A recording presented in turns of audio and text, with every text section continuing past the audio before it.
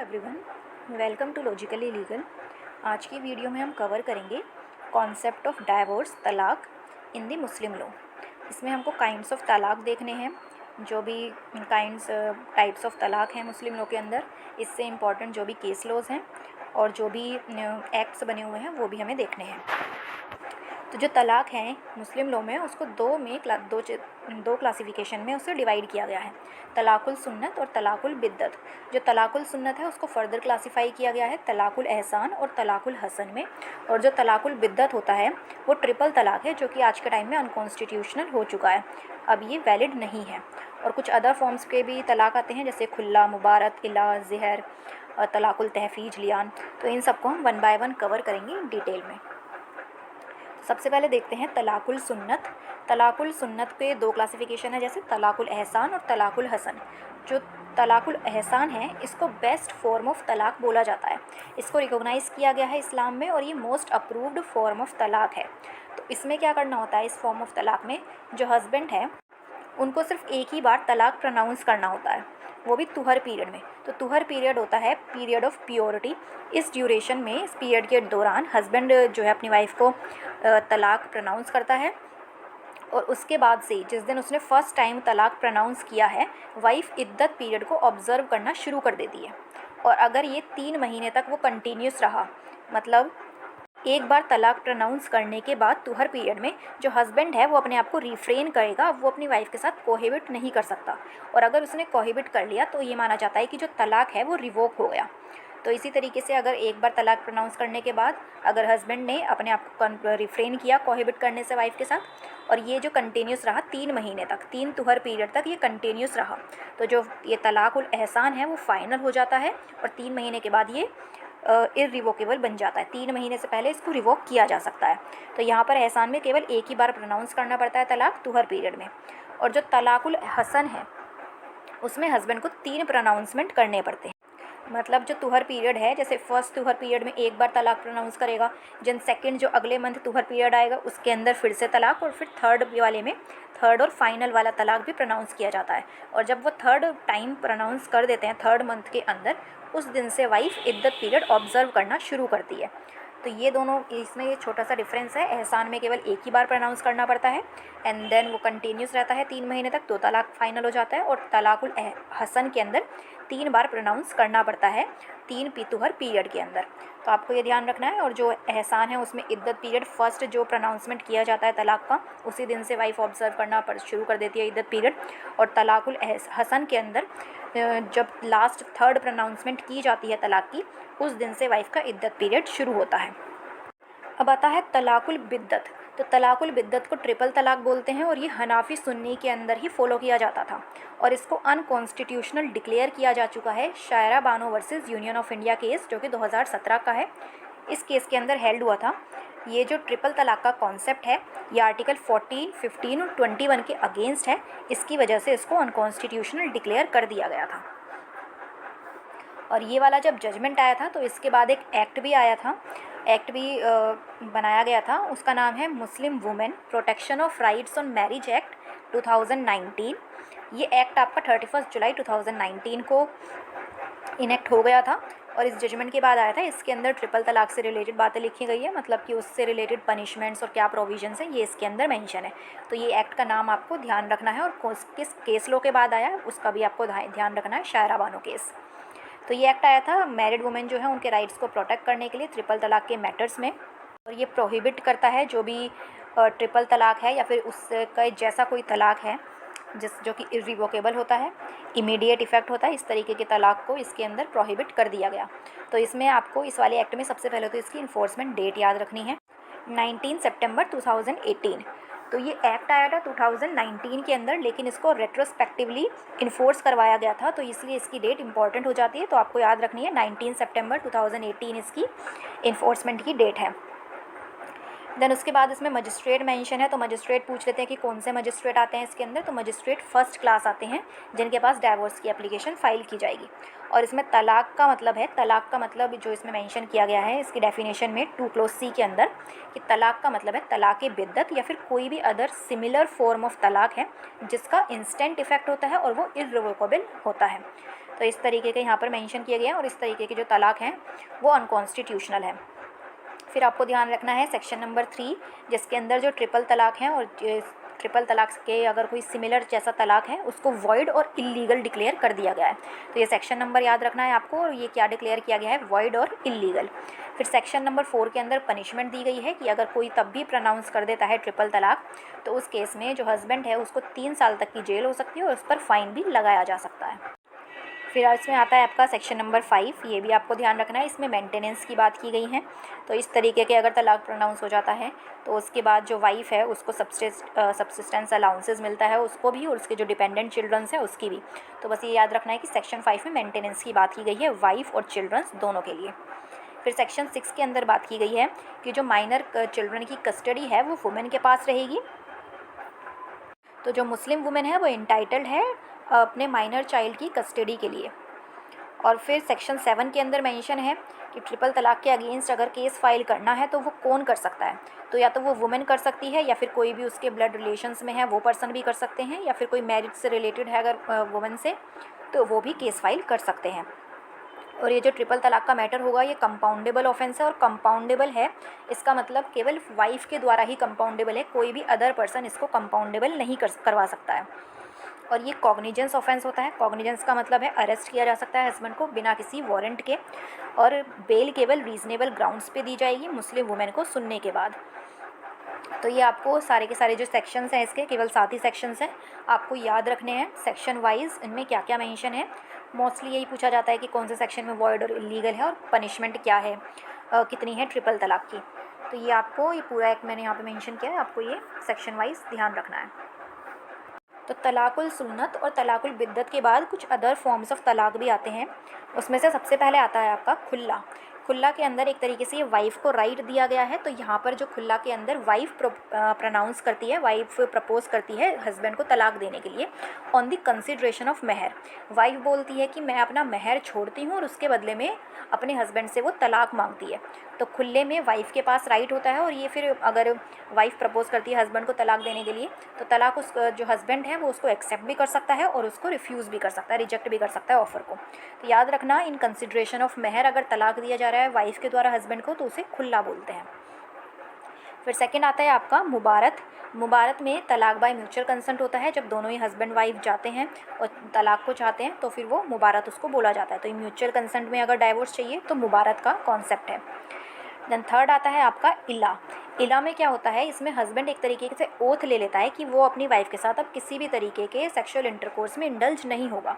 वो रिफ्रेन करता है कोई भी फिजिकल रिलेशन बनाने के लिए अपनी वाइफ के साथ, और अगर ये 4 महीने तक कंटिन्यू रहे तो फिर डाइवोर्स हो जाता है हस्बैंड और वाइफ का। तो इसको बोलते हैं इला। आफ्टर 4 मंथ्स मैरिज जो है डिज़ोल्व हो जाती है ऑटोमेटिकली। लेकिन अगर हस्बैंड ने 4 महीने से पहले रिलेशनशिप दोबारा से इस्टेब्लिश कर लिया है वाइफ के साथ तो फिर उनका डाइवोर्स नहीं होता है। तो इसमें याद रखना है आपको इला के कॉन्सेप्ट में क्या होता है। फिर नेक्स्ट फॉर्म ऑफ तलाक में आता है आपका ज़िहर।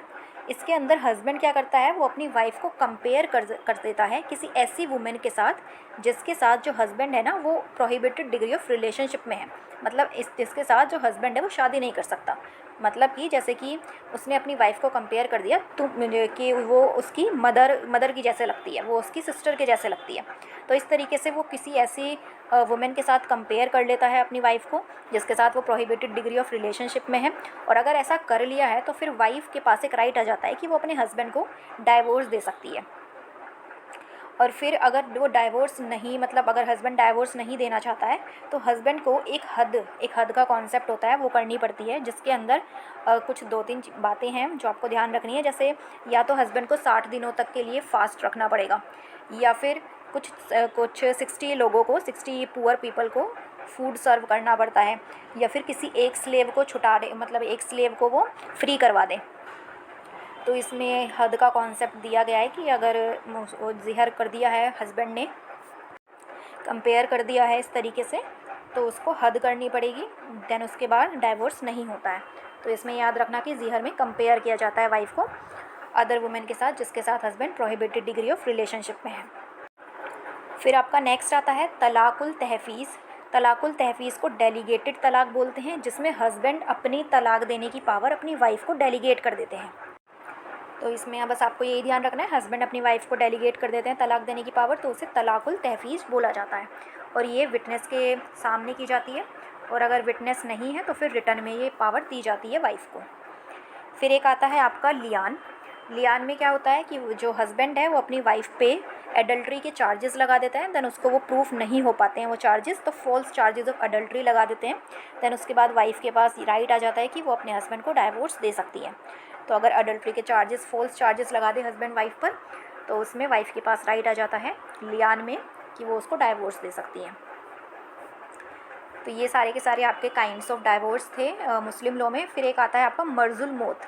मर्जुल मौत का मतलब है कि जब हस्बैंड डेथ बेड पर है, ऐसी वो डिजीज़ से वो परेशान है, मतलब जूझ रहा है, जो कि जिसकी वजह से हस्बैंड की डेथ हो सकती है। तो अगर इस कंडीशन में अगर वो अपनी वाइफ को डाइवोर्स दे दे तो फिर उसमें क्या होता है। तो इसमें छोटा सा डिफरेंस है शिया और सुन्नी में। तो अगर डेथ बेड पर हस्बैंड डाइवोर्स दे दे अपनी वाइफ को, तो सुन्नी में क्या होता है कि अगर हस्बैंड की मौत हो जाती है, अगर इद्दत वो ऑब्ज़र्व कर रही है तब, तो फिर वो हस्बैंड की प्रॉपर्टी को इनहेरिट कर सकती है। और शिया में क्या है, अगर हस्बैंड की डेथ हो जाती है with in 1 year of divorce, 1 साल के बाद डाइवोर्स आ जाती है, 1 साल के अंदर अंदर डेथ हो जाती है, तो क्या कर सकती है वाइफ, यहाँ पे वो हस्बैंड की प्रॉपर्टी इनहेरिट कर सकती है। तो सुन्नी में तो केवल इद्दत पीरियड के ड्यूरेशन में अगर डेथ होती है तो वाइफ इनहेरिट करती है प्रॉपर्टी, और शिया में 1 साल का टाइम इसको एक्स्ट्रा दिया गया है। तो यहाँ पर ये छोटा सा डिफरेंस है शिया और सुन्नी में, जो आपको ध्यान रखना है। फिर इसमें डाइवोर्स से रिलेटेड ही एक्ट भी आता है, dissolution of Muslim marriage act 1939। इस एक्ट में जो मुस्लिम वुमेन है उसको कुछ ग्राउंड्स दिए हुए हैं, जिन ग्राउंड्स पर वो अपने हस्बैंड से डाइवोर्स ले सकती हैं। तो ये ध्यान रखना है कि एक तो इसमें केवल वाइफ के पास पावर है, मुस्लिम वुमेन के पास पावर है, जिनके बेसिस पर ग्राउंड्स मेंशन हैं, जो कि वो जिनके बेसिस पर वो अपने हस्बैंड से डाइवोर्स सीख कर सकती हैं। और सेक्शन नंबर 2 के अंदर ये ग्राउंड्स मेंशन है, टोटल 9 ग्राउंड्स आपके दिए हुए हैं। तो ये ग्राउंड्स आपको क्रोनोलॉजिकली याद रखने हैं, लाइन वाइज याद रखने हैं। इवन जो दिसंबर 2024 वाला एक पेपर हुआ था यूजीसी नेट का, उसमें भी यहाँ से क्वेश्चन आया था, क्रोनोलॉजिकली पूछा गया था। तो आपको ये सारे के सारे ग्राउंड्स क्लोज वाइज याद रखने हैं। तो सबसे पहले इसमें ग्राउंड आता है आपका सेक्शन नंबर 2 के अंदर कि हस्बैंड के अगर ये नहीं पता, वेयर अबाउट नहीं पता 4 सालों से, ये नहीं पता कि 4 साल से हस्बैंड कहाँ पर है वाइफ को, तो इस ग्राउंड पे वाइफ डाइवोर्स क्लेम कर सकती है। लेकिन डाइवोर्स करने से पहले कुछ रिक्वायरमेंट्स हैं, बेसिकली कुछ फॉर्मेलिटीज़ हैं जो वाइफ को पूरी करनी होंगी। जैसे कि जो वाइफ है उसको जो हस्बैंड के LR हैं, लीगल रिप्रेजेंटेटिव है, ब्रदर्स वगैरह हो गए, उनको नोटिस सर्व करना होगा। और उस नोटिस में वो मेंशन करेगी कि इस तरीके से 4 साल से उनको नहीं पता कि उनके हस्बैंड कहाँ पर हैं, और कि वो इस तरीके से और इस बेसिस पर वो ग्राउंड से सीख करना चाहती है। देन वो नोटिस सर्व करने के बाद वाइफ को 6 महीने का वेट करना पड़ता है, और 6 महीने के बाद भी अगर हस्बैंड का कुछ अता पता ना चले, देन क्या कर सकती है वाइफ, अपने हस्बैंड को डाइवोर्स दे सकती है।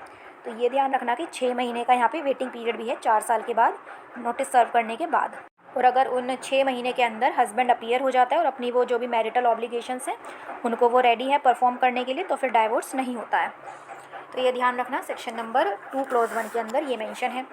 देन आपका सेकंड क्लोज आता है सेक्शन 2 के अंदर ही, अगर हस्बैंड वुमेन को 2 साल के लिए नेगलेक्ट कर दे, जो भी वाइफ की ज़रूरतें हैं उन्हें पूरा ना करे, मेंटेनेंस ना प्रोवाइड करे अपनी वाइफ को, और ये सब कुछ कंटिन्यूस अगर 2 साल तक चलता है, तो इस ग्राउंड पर भी जो वाइफ है वो अपने हस्बैंड से डाइवोर्स क्लेम कर सकती है।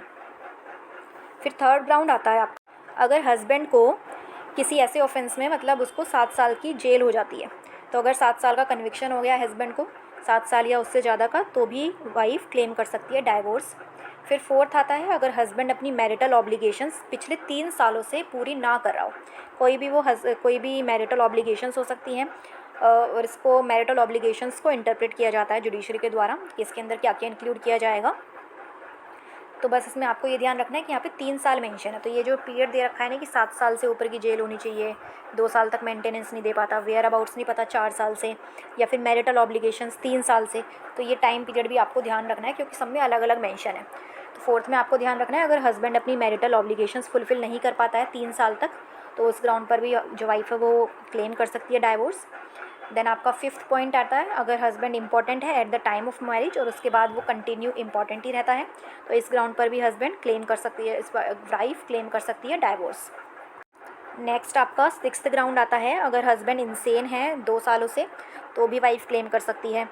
फिर आपका आता है एक seventh ground, option of puberty.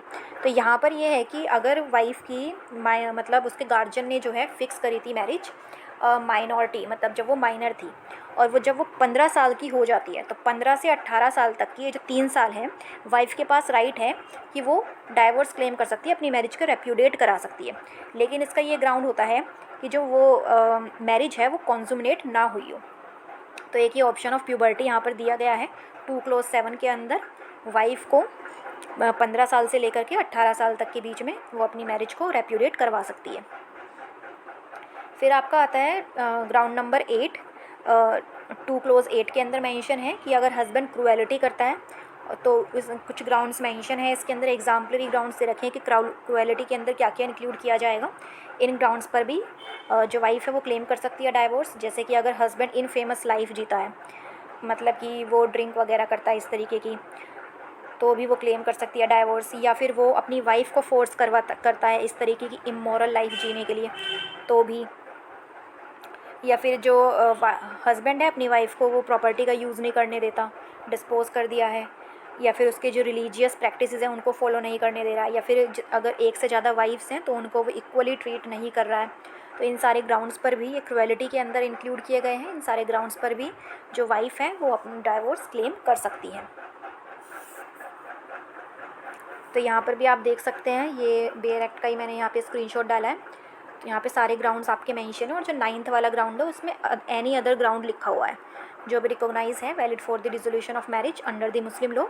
जैसे कि जो हमने ग्राउंड्स पढ़े थे खुला और मुबारत वाले, वो वाले यहाँ पे आ जाएंगे आपके 9th वाले पॉइंट में।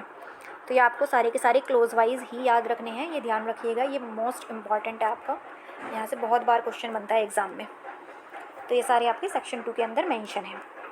फिर इसी एक्ट के अंदर एक सेक्शन नंबर 4 भी आता है जो बताता है इफ़ेक्ट ऑफ कन्वर्जन, कि अगर मुस्लिम वुमेन कन्वर्ट हो जाती है किसी अदर रिलीजन में शादी के बाद, तो उसका इफ़ेक्ट मैरिज पर क्या पड़ेगा। तो इसमें यह है कि अगर मुस्लिम मैरिड वुमेन शादी हो चुकी है, उसके बाद अगर वो कन्वर्ट हो जाती है किसी अदर रिलीजन में, तो मैरिज अपने आप ही डिसॉल्व नहीं हो जाती, लेकिन वो डाइवोर्स क्लेम कर सकती है उसको केस वगैरह फाइल करके, बट अपने आप मैरिज डिसॉल्व नहीं होती है। लेकिन अगर इसका उल्टा हो जाए कि अगर हस्बैंड है उसकी शादी हो रखी है, वो किसी अदर रिलीजन में कन्वर्ट हो जाता है शादी के बाद, तो जो मैरिज है वो ऑटोमेटिकली ख़त्म हो जाती है, डिसॉल्व हो जाती है। बट वुमेन वाले केस में ऐसा नहीं है, वुमेन अगर कन्वर्ट होती है किसी अदर रिलीजन में तो ऑटोमेटिकली जो मैरिज है वो डिसॉल्व नहीं होती।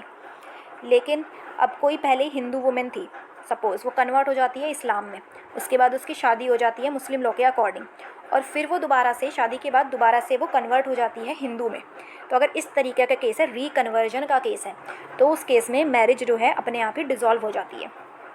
तो याद रखना, रीकन्वर्जन का अगर केस है तो मैरिज डिसॉल्व होती है अपने आप, अदरवाइज़ नहीं होती है। तो बस सेक्शन 4 के अंदर ये मेंशन है आपका, ये छोटा सा कॉन्सेप्ट है, ये ध्यान रखना है। फिर आपके कुछ इंपॉर्टेंट केस लॉज हैं डाइवोर्स पे, 2 ही केस लॉज हैं जो आपको ध्यान रखने हैं। एक है आपका शमी मरा वर्सेस स्टेट ऑफ यूपी 2002 का, जिसके अंदर ये हेल्ड हुआ था कि जो विम्सिकल और कैप्रिशियस डाइवोर्स है, जो कि ट्रिपल तलाक की यहाँ पे बात हो रही है, जो हस्बैंड देता है, वो परमिटेड तो है लेकिन वो वैलिड नहीं है लॉ के अंदर। जो भी ट्रिपल तलाक होते हैं, single revocable irrevocable form of तलाक होते हैं, ये वैलिड नहीं है, और अगर प्रोनाउंस किए गए हैं तो फिर उनको वॉइड माना जाता है। तो ये स्टेटमेंट दी थी इस वाले जजमेंट में, शमी मरा वर्सेस स्टेट ऑफ यूपी में, जस्टिस अमीर अली ने। तो इनका नाम पूछा जाता है कि ये स्टेटमेंट कौन से जज ने दी थी, तो आपको वो ध्यान रखना है। फिर सेकंड केस है आपका शबनम अदनान समी वर्सेस अदनान समी 2009 का। इसमें यह हेल्ड हुआ था कि जो ट्रिपल तलाक है, अगर ट्रिपल तलाक दिया जाता है तो केवल इसी केस में जो हलाला का कॉन्सेप्ट है, हलाला का जो प्रोसेस है वो मैंडेटरी है, अदर फॉर्म्स ऑफ तलाक में ये जो कॉन्सेप्ट है हलाला का वो फॉलो नहीं करना पड़ता। तो ये दोनों केस याद रखने हैं, और एक आपको शायरा बानो वाला केस जो है डाइवोर्स से रिलेटेड, वो ध्यान रखना है। फिर कुछ इंपॉर्टेंट पॉइंटर्स हैं, ये एग्ज़ाम में यहाँ से क्वेश्चन बने हैं तो मैंने वो भी यहीं पे ऐड कर दिए हैं। जैसे कि एक बार क्वेश्चन बना था कि मुस्लिम मैरिज जो एक्ट है 1939 का, जिसमें ग्राउंड्स मेंशन है डाइवोर्स के वाइफ को, वो कौन से स्कूल के प्रिंसिपल्स पर बेस्ड है। तो आपको ध्यान रखना है वो है आपका मलिकी स्कूल प्रिंसिपल्स। तो ये वाला केस है, ये वाला एक्ट आपका इसके प्रिंसिपल्स पर बेस्ड है। फिर जो इम्प्लाइड और कॉन्टीजेंट तलाक है वो शिया में अप्रूव नहीं किया गया है, ये आपको ध्यान रखना है कि अगर फिर थर्ड है कि अगर ट्रिपल तलाक बिना विटनेस के हो जाता है तो ना तो उसे वैलिड माना जाता है, ना ही वॉइड माना जाता है, उसको कोई तलाक ही नहीं माना जाता। तो ये स्टेटमेंट एग्जैक्टली यही पूछी गई थी, ये आपको ध्यान रखनी है। फिर खुला का हमने देख ही लिया, जो वाइफ प्रपोज करती है अपने हस्बैंड को डाइवोर्स, तो एक तरीके से परचेज़, मतलब अपने मेहर दे करके वो परचेज़ कर लेती है अपना राइट टू डाइवोर्स। तो इसको डाइवोर्स बाय एग्रीमेंट भी बोलते हैं, और परचेज़, वैसे खुला का मतलब जो होता है वो परचेज़ होता है। फिर शिया में अगर तलाक होता है तो फिर वो ओरल ही देना पड़ता है, अगर राइटिंग में है तो फिर वो वॉइड है। सुन्नी में ओरल या राइटिंग में कैसे भी तलाक दिया जा सकता है। फिर ट्रिपल तलाक वाला जो आपका जजमेंट है उसमें माइनॉरिटी ओपिनियन कौन से जज ने दिया था, एक बार ये क्वेश्चन पूछा गया था, तो आपको याद रखना है जस्टिस केकर सिंह ने दिया था। फिर एक क्वेश्चन ये बना था कि जो डिसोल्यूशन ऑफ मैरिज है बाय द जुडिशियल डिग्री, अगर वाइफ मैरिज को डिसॉल्व कराना चाहती है कोर्ट में जाकर के केस फाइल करके, तो उसको क्या बोला जाता है मुस्लिम लॉ में, तो उसे बोला जाता है फस्क। ये आपको टर्म याद रखनी है। तो डाइवोर्स से रिलेटेड ये कुछ इंपॉर्टेंट बातें थी, जो भी थी सारी इस वीडियो में मैंने कवर करवा ली, कवर कर दी है। Hello everyone.